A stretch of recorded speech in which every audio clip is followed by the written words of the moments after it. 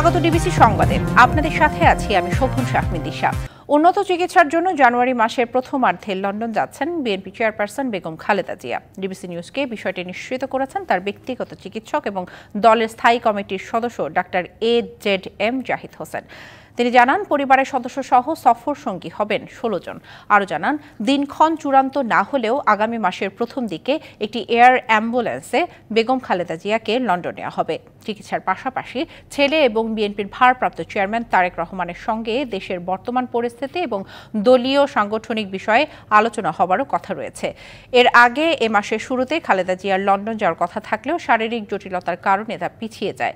Liver cirrhosis, হৃদরোগ, ফুসফুস, arthritis, kidney, diabetes, চোখের সমস্যা সহ নানা রোগে ভুগছেন ৭৯ বছর বয়সে এই রাজনীতিক। অনেক আগে থেকেই উন্নত চিকিৎসার জন্য তাকে বিদেশে চিকিৎসা নেওয়ার পরামর্শ দেয় মেডিকেল বোর্ড। ৫ই আগস্ট সরকার পতনের পর তার বিদেশ যাত্রার বিষয়টি নতুন করে আলোচনায় আসে। সাংবিধানিক যে কোনো পরিবর্তন সংসদের বাইরে হওয়ার কোনো সুযোগ নেই বলছে বিএনপি সহ বিভিন্ন রাজনৈতিক দল। সংসদ সদস্যদের বয়স কমানোর সুপারিশ নিয়ে সংবিধান সংস্কার কমিশনের প্রধান ডক্টর আলী রিয়াজের বক্তব্যের প্রতিক্রিয়ায় একথা বলেন নেতারা। তাদের মতে, ভোটে নির্বাচিত জনপ্রতিনিধিরাই জাতীয় ঐক্যমতের ভিত্তিতে প্রয়োজনীয় সাংবিধানিক পরিবর্তন করবেন। সংসদে তরুণদের প্রতিনিধিত্ব বাড়ানো দরকার। সংসদ সদস্য হতে বয়স নির্ধারিত হয়েছে, আমরা মনে করি যে এটা আসলে কমানো দরকার। সংসদে তরুণ নেতৃত্ব বাড়াতে বয়সসীমা শিথিল করার এমন প্রস্তাবের কথা জানান সংবিধান সংস্কার কমিশনের প্রধান আলী রিয়াজ। এরপরই নানা আলোচনা সমালোচনা শুরু হয়েছে রাজনৈতিক দলগুলোর মধ্যে। নির্বাচনের তারিখ এবং দিনক্ষণ সম্পর্কে সরকারের ঘোষণাটা সুস্পষ্ট হওয়া উচিত। যেভাবে উনি একটা বলেছেন, ওনার প্রেস সেক্রেটারি যেভাবে বলেছেন, এটা পরিষ্কার হয়নি, সুস্পষ্ট হয়নি। এই জন্য নির্বাচনের দিনক্ষণ সম্পর্কে সরকারের রোডম্যাপটা, আইডিয়াটা পরিষ্কার করা উচিত। তবে এই বিষয়ে রাজনৈতিক দলগুলোর সঙ্গে সরকারের কোনো আলোচনা হয়নি বলে জানায় বিপ্লবী ওয়ার্কার্স পার্টি। গুরুত্বপূর্ণ রাজনৈতিক ইস্যু নিয়ে আসলে সিরিয়াস কোনো আলোচনা এখনো পর্যন্ত সরকারের সাথে রাজনৈতিক দলগুলো নেই। তারা চিন্তা করতে পারেন, কিছু প্রস্তাবনাও তারা হাজির করতে পারেন, বা আমার বিভিন্ন ক্ষেত্রে ধরুন সংবিধান কমিশন বা নির্বাচন সংস্কার সংক্রান্ত যে কমিশন, বিভিন্ন কমিশন তার রিপোর্টও তারা হাজির করতে পারেন, কিন্তু সিদ্ধান্ত নেবার তো এককভাবে সিদ্ধান্ত নেবার কোনো সুযোগ নেই। আর বিএনপি বলছে সাংবিধানিক পরিবর্তন সংসদের বাইরে হওয়ার সুযোগ নেই। যুদ্ধ করেছি গণতন্ত্রের জন্য, যুদ্ধ করেছি বাংলাদেশের মানুষের মালিকানার জন্য। তাদের মতামতের পরিপ্রেক্ষিতে সংসদ হবে, সরকার হবে, যারা তাদের কাছে দায়বদ্ধ থাকবে। জনগণের নির্বাচিত সংসদের মাধ্যমে যে সাংবিধানিক পরিবর্তন হতে হবে, এর বাইরে হওয়ার কোনো সুযোগ নেই। সংবিধানের ৬৬ অনুচ্ছেদ অনুযায়ী জাতীয় সংসদ সদস্য হতে হলে বাংলাদেশের নাগরিক ও বয়স ২৫-এর ঊর্ধ্বে হতে হবে। সাব্বির রোজ, ডিবিসি নিউজ, ঢাকা। সার্বভৌমত্ব রক্ষায় আইন শৃঙ্খলা পরিস্থিতি স্বাভাবিক করতে প্রয়োজনীয় সংস্কার করে ২০২৫-এর মধ্যে নির্বাচন দেওয়ার দাবি বিএনপির। প্রশাসন সহ সকল স্থানে ঘাপটি মেরে থাকা স্বৈরাচারের দোসরদের সরিয়ে দিতে না পারলে ষড়যন্ত্র চলমান থাকবে বলে আশঙ্কা বিএনপি নেতাদের। বুধবার সকালে জাতীয় প্রেস ক্লাবে আলাদা অনুষ্ঠানে এসব কথা বলেন দলটির নেতারা। জিয়া শিশু কিশোর মেলা আয়োজিত আলোচনা সভায় BNP vice chairman Asaduzzaman Ripon অন্তর্বর্তী সরকারকে ইতিহাসের সবচেয়ে দুর্বল সরকার আখ্যা দেন। দ্রুত নির্বাচিত সরকারের কাছে ক্ষমতা হস্তান্তর করার দাবিও তার। এ সময় সরকার মুখে সংস্কারের কথা বললে দৃশ্যমান কোনো সংস্কার দেখা যাচ্ছে না বলে অভিযোগ করেন রিপন। বিএনপি ঘোষিত রাষ্ট্র কাঠামো মেরামতের ৩১ দফা প্রেক্ষিত টেক্সটাইল সেক্টর শীর্ষক আলোচনা সভায় দলের স্থায়ী কমিটির সদস্য ডাক্তার AZM জাহিদ হোসেন বলেন, পতিত আওয়ামী লীগের দোসরদের ষড়যন্ত্র রুখতে পদক্ষেপ গ্রহণ করতে হবে। কোনো রাজনৈতিক দলের পিছনে না থেকে ঐক্যবদ্ধ হয়ে স্বৈরাচারের দোসর প্রতিহত করার কথা বলেন তিনি।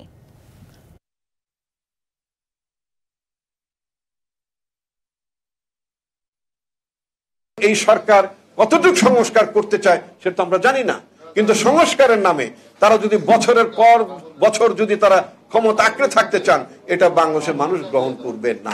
আপনারা আপনাদের ভিতর ঘাপটি মেরে থাকা স্বৈরাচারের দোসরদের পিছনে লাগুন এবং তাদেরকে প্রশাসন থেকে এবং আপনাদের আশপাশ থেকে সরিয়ে দেন। সংস্কার কার্যক্রম অত্যন্ত গুরুত্বপূর্ণ, তবে শুধু একটা নির্বাচন বা ভোটের জন্য এত মানুষ জীবন দেয়নি বলে মন্তব্য করেছেন স্থানীয় সরকার উপদেষ্টা আসিফ মাহমুদ সজীব ভুঁইয়া। সকালে ঠাকুরগাঁওয়ের বালিয়াডাঙ্গি উপজেলা পরিষদ অডিটোরিয়ামে শীতের কাপড় বিতরণের সময় তিনি এসব কথা বলেন। শুধুমাত্র একটা নির্বাচন কিংবা ভোটের জন্য এত মানুষ জীবন দেয়নি। প্রায় 200 আমরা ধারণা করছি আমাদের শহীদে 20,000-এরও বেশি আহত, এবং শহীদ পরিবার এবং আমাদের আহত সংস্কারের কথা বলছে। এই সরকারের একটা ক্লিয়ার ম্যান্ডেট হচ্ছে আমরা সংস্কার কার্যক্রম শুরু করবো, এবং আমাদের কমিশনগুলোর প্রায় 3 মাসের মতো সময় হয়ে যাচ্ছে। কমিশনগুলোর প্রস্তাবনা দেবে, তারপর আমরা যারা স্টেক হোল্ডার্স আছে তাদের সাথে কনসালটেশনের ভিত্তিতে সংস্কার কার্যক্রম বাস্তবায়ন করে একটা ইলেকশনের দিকে যাব। চিকিৎসা খাতেও বড় ধরনের বিপ্লব আনার তাগিদ দিয়েছেন বাংলাদেশ জামায়াতে ইসলামীর আমির ডাক্তার শফিকুর রহমান। সকালে রাজধানীর আগারগাঁওয়ে চীন মৈত্রী সম্মেলন কেন্দ্রে ন্যাশনাল ডক্টরস ফোরাম বাংলাদেশের আয়োজনে জাতীয় চিকিৎসক সমাবেশে তাগিদ দেন তিনি। এ সময় তিনি চিকিৎসকদের গবেষণার উপর জোর দেওয়ার কথা বলেন এবং মানবিক দেশ গড়তে এগিয়ে আসার আহ্বান জানান। স্বাস্থ্যসেবাকে স্মার্ট এবং সত্যিকারের গণমুখী করে গড়ে তোলার আহ্বান জানান তিনি। এ সময় অনুষ্ঠানে অন্য বক্তারা বলেন, বিদেশে গিয়ে চিকিৎসা না করে দেশেই আধুনিক চিকিৎসা দিতে কাজ করতে হবে, বরং এমন চিকিৎসার ব্যবস্থা করতে হবে যাতে করে বিদেশ থেকে বাংলাদেশের চিকিৎসা নিতে আসেন। সবথেকে র্যাপিডলি গ্রোয়িং সায়েন্স হচ্ছে মেডিকেল সায়েন্স। এই জায়গায় আমরা বহু পিছনে, আমাদের অবস্থান কপি অ্যান্ড পেস্ট। দুনিয়ার অন্যরা যেটা আবিষ্কার করে সেটা আমরা অনুসরণ করি। বাট এতগুলা মেধা, এত ব্রেন আমাদের মাথা থেকে বের হয়ে আসবে না কেন? এই জন্য রিসার্চে আমাদের কিছু মানুষকে অবশ্যই আত্মনিয়োগ করতে হবে। ডিবিসি সংবাদে নিচ্ছে একটি বিরতি, সঙ্গেই থাকুন। স্বাগত আরেকবার ডিবিসি সংবাদে।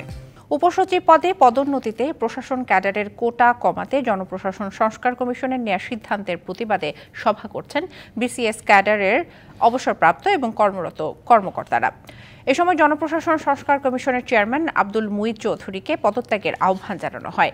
রাজধানী স্কাটনে বিয়াম ফাউন্ডেশন মিলনায়তনে এই দাবি জানান বিসিএস নবম ব্যাচের কর্মকর্তা জাকির হোসেন জামান। এ সময় কর্মকর্তারা বলেন, গত 15 থেকে 17 বছর ধরে কিছু কর্মকর্তার দলীয় আচরণের কারণে সংকটজনক অবস্থায় চলে গিয়েছিল প্রশাসন। এর উত্তরণে প্রয়োজন সংস্কার, তবে সংস্কারের নামে কোনো ষড়যন্ত্র মেনে নেওয়া হবে না বলে হুঁশিয়ারি দেন তারা। সংস্কার কমিশন পুনর্গঠনের দাবিও তোলেন প্রশাসন ক্যাডারের কর্মকর্তারা। প্রতিবাদ সভায় সকল জেলার জেলা প্রশাসক এবং বিভাগীয় কমিশনাররা অংশ নেন। খ্রিস্ট ধর্মাবলম্বীদের সবচেয়ে বড় উৎসব বড়দিন আজ।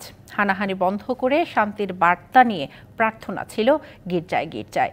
ধর্মীয় আনুষ্ঠানিকতা এবং উৎসবের আমেজে ভক্তরা উদযাপন করেছেন দিনটি। সত্য এবং ন্যায়ের পথে মানবজাতিকে পথ প্রদর্শনের জন্য এই দিনে পৃথিবীতে আসেন ঈশ্বর তনয় যীশু খ্রিস্ট।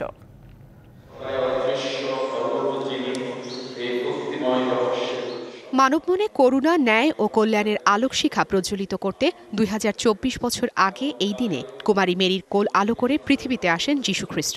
বর্তমান ফিলিস্তিনের বেথলহেমে জন্ম খ্রিস্ট ধর্মের প্রবর্তক যীশু ঈশ্বরের পুত্র বলে বিশ্বাস করে খ্রিস্ট ধর্মাবলম্বীরা। বিশ্বের সাথে বাংলাদেশের খ্রিস্ট ধর্মের অনুসারীরা দিনটি পালন করছেন ভালোবাসা ও উৎসবের আমেজে। সকালে প্রার্থনা সঙ্গীতের মধ্য দিয়ে শুরু হয় বড়দিনের আনুষ্ঠানিকতা। গির্জায় গির্জায় ধ্বনিত হয় শান্তির বার্তা। ভ্রাতৃত্ব, ঐক্য ও সম্প্রীতি প্রতিষ্ঠাই বড়দিনের সত্যিকারের মহত্ব বলে উল্লেখ করা হয়। এই অশান্ত পৃথিবীতেই আমরা বিশ্বাস করি যে প্রভু যীশু খ্রিস্ট শান্তি দিতে এসেছেন। আমরা আজকে কিন্তু বড়দিনের এই খ্রিস্ট জাগে এই বিষয়েই প্রার্থনা করেছি ঈশ্বরের কাছে, যেন আমাদের বিশ্ব নেতৃবৃন্দের মধ্যে যেন সেই শান্তির ভাব, সদিচ্ছা জাগ্রত হয় এবং তারা যেন আলোচনার মধ্য দিয়ে, সংলাপের মধ্য দিয়ে, এই সহনশীলতার মধ্য দিয়ে এই বিশ্বের অশান্ত অবস্থা থেকে মুক্তি লাভ করতে পারেন। রাজধানীতে ভোর থেকে ভক্তরা সমবেত হতে থাকেন গির্জাগুলোতে। তাদের কণ্ঠে ছিল আনন্দ আর সৌহার্দ্যের বার্তা। যিশুর কাছে চাবো যে আজকের দিনটা আমরা যেন অনেক খুশিতে কাটাইতে পারি, এই নতুন বছরও যেন আমরা অনেক ভালোভাবেই করতে পারি, বাবা মারা যেমন খুশি লাইফে থাকতে পারে, কোনো কষ্ট যেন না থাকে। সকল দেশ, সকল মানুষ যেন একসাথে একমত হয়ে একটি কনক্লুশন আসতে পারে। সবার ঘরে ঘরে শান্তির বার্তা পৌঁছে যাক এবং সবাই সুখে শান্তিতে কাটাক। দ্বন্দ্ব বিবাদ যেন না হয় কারোর মধ্যে, এটাই চাবো। শান্তি, সবাই যেন একইভাবে মেরি ক্রিসমাস করে সবাই যেন একত্রতা বোধ করে। বড়দিন মহামিলনের দিন, ঈশ্বরের সঙ্গে মানুষের এবং মানুষে মানুষে ভ্রাতৃত্ব, মিলন এবং শান্তি প্রতিষ্ঠার দিন। কিন্তু পরিতাপের বিষয়, যীশু খ্রিস্টের জন্মস্থান মধ্যপ্রাচ্যে চলছে বিরামহীন যুদ্ধ।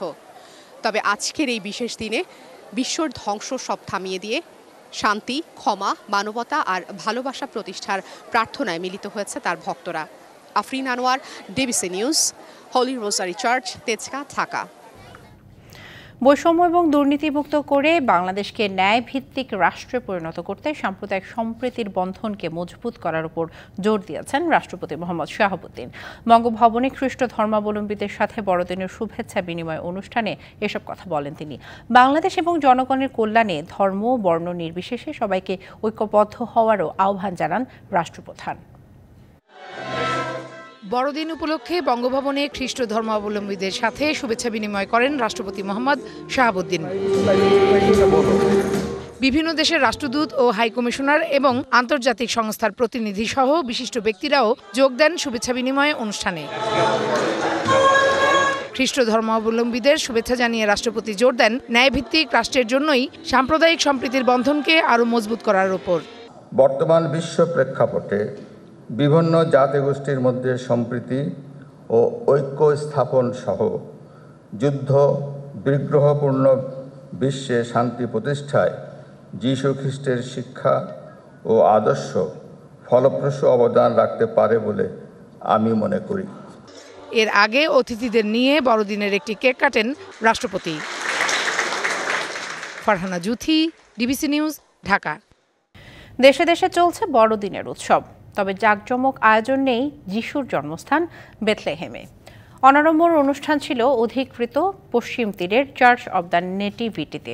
এদিকে যুদ্ধবন্ধের আহ্বান দিয়ে বিশ্বে সমতা সৃষ্টির আহ্বান জানিয়েছেন খ্রিস্টানদের সর্বোচ্চ ধর্মীয় গুরু পোপ ফ্রান্সিস।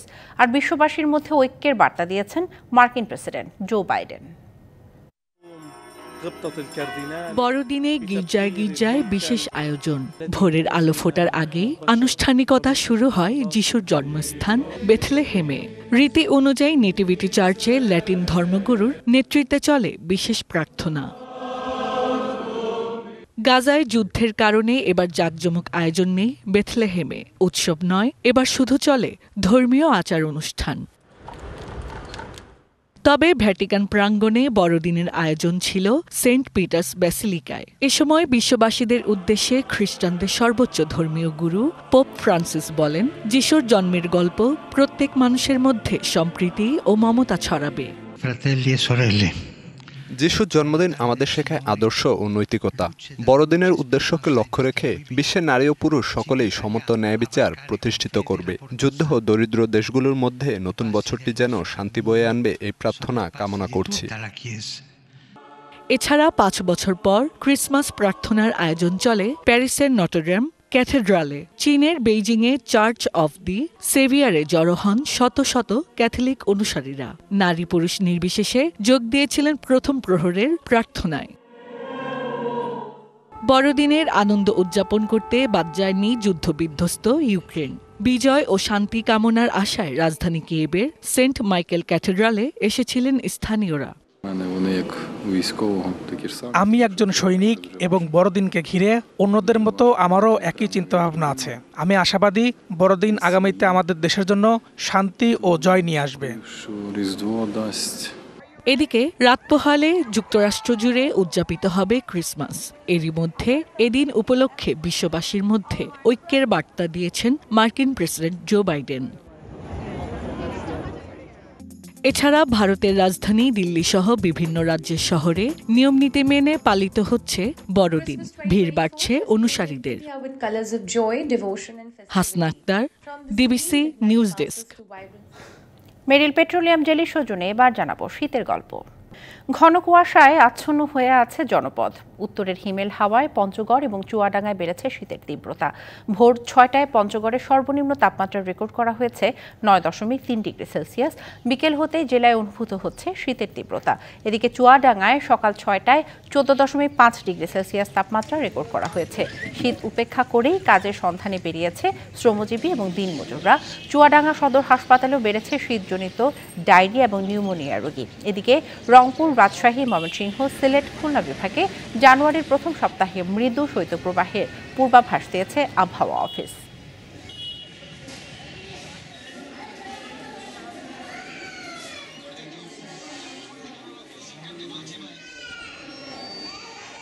জানুয়ারির প্রথম সপ্তাহের দিকেই উত্তরের যে বিভাগগুলো রয়েছে, বিশেষ করে রংপুর, রাজশাহী, ময়মনসিংহ, সিলেট বিভাগ, সেই সাথে খুলনা বিভাগের কিছু কিছু জেলার উপর দিয়ে মৃদু ধরনের শৈত্যপ্রবাহ বয়ে যেতে পারে। চাঁদপুরে জাহাজে 7 খুনের ঘটনায় বাগেরহাটে গ্রেপ্তার আকাশ মণ্ডল ওরফে ইরফানকে নেওয়া হয়েছে চাঁদপুরে। এ বিষয়ে জানবো সহকর্মী নজরুল ইসলাম আতিকের কাছ থেকে। আমরা চলে যাচ্ছি তার কাছে। নজরুল, ইরফানকে আদালতে কখন তোলা হবে এ বিষয়ে আর কোনো তথ্য আছে কিনা আপনার কাছে? আমাদের বিস্তারিত জানাবেন।